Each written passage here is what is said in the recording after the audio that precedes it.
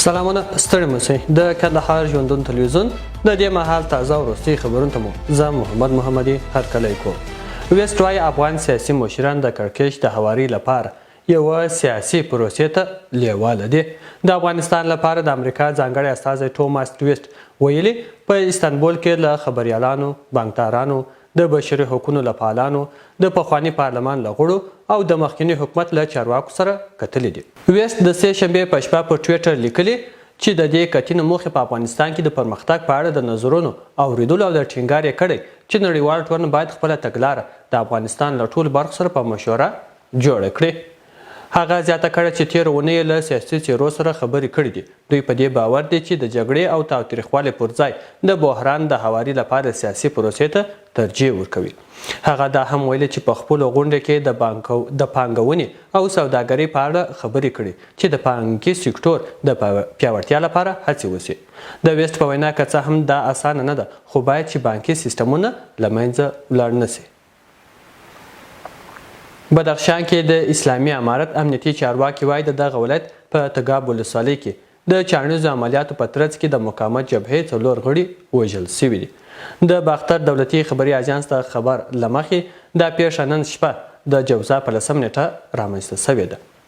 د دغه اژانس ته خبر له مخې چې د عملیات پر مهال د مقاومت جبهې یو پټنځای هم ویجاړ سوی ده.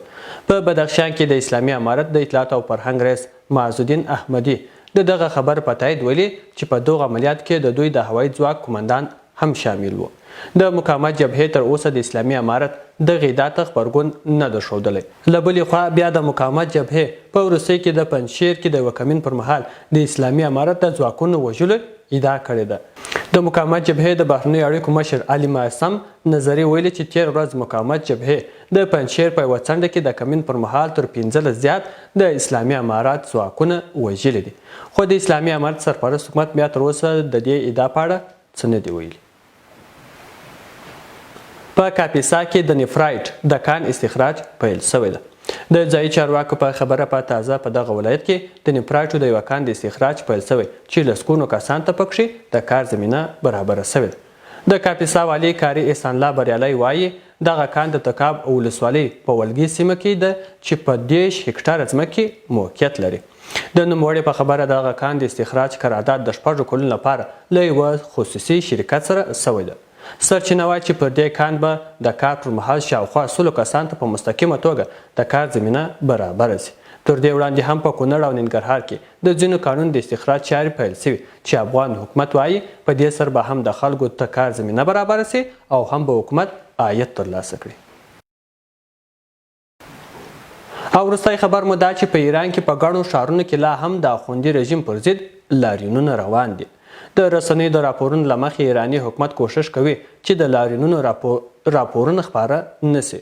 خو په ټولنیزو رسنیو کې لاس په لاس سوي ویډیوګانې ښیي چې خلک لا هم د حاکم نظام پر ضد شعارونه ورکوي او د دوی د بې کفایتۍ په ایران کې د خونړیو پیښو او ګرانیو لامل بولي.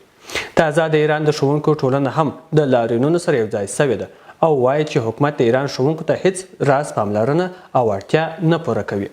په ایران کې له تیرو شاوخوا 2 اونیو راهیسې سخت لاریونونه روان دي او لامل یې هم په دغه هیواد کې ګراني او د یوې لوړپوړیزې ودانۍ نړېدل و چې شاوخوا 10 کسه پکښې وژل سوي وه. دا وه د دې ساعت خبرونه. پاتې ورځ مو نیکمرغه.